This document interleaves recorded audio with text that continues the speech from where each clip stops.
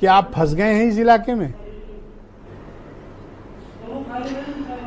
नहीं, फंसने की बात नहीं है ब्रजेश जी। हम पहले भी आपने कहा कि हम 8 सीटें जीते हैं, इस बार 10 सीटें हो रही हैं और 10 की 10 सीटें हम जीतने में कामयाब होंगे।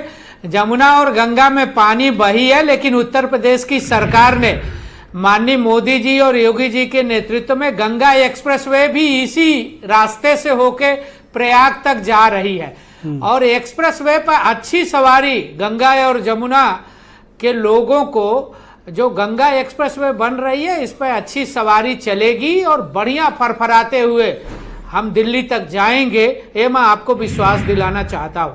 और 2019 में जिन 2 सीटों को हम हार गए थे किन्हीं कारणों से, चाहे वो संभल था, मैनपुरी था, इस बार 2024 के चुनाव में उन दोनों सीटों को हम जीतेंगे और 10 की 10 सीटें हम जीतने में कामयाब हो जाएंगे।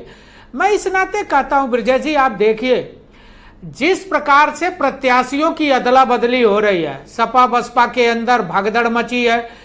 अभी आपने देखा शिवपाल जी बोल रहे थे, शिवपाल जी स्वयं चुनाव लड़ने से मना कर दिए, अखिलेश जी ने उनको प्रत्याशी घोषित किया, बदायूं भी इसी चरण में है।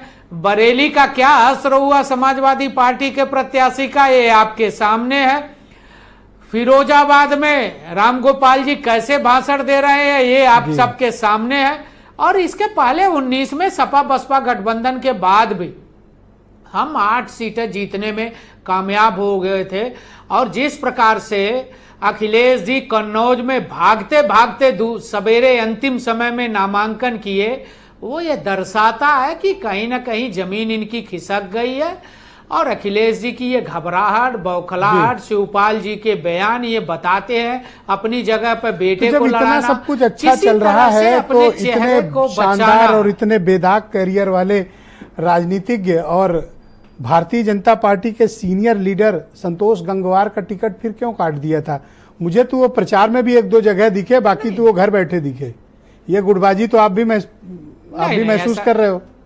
नहीं, ऐसा नहीं है ब्रजेश जी, आपकी जानकारी को मैं बढ़ाना चाहता हूँ।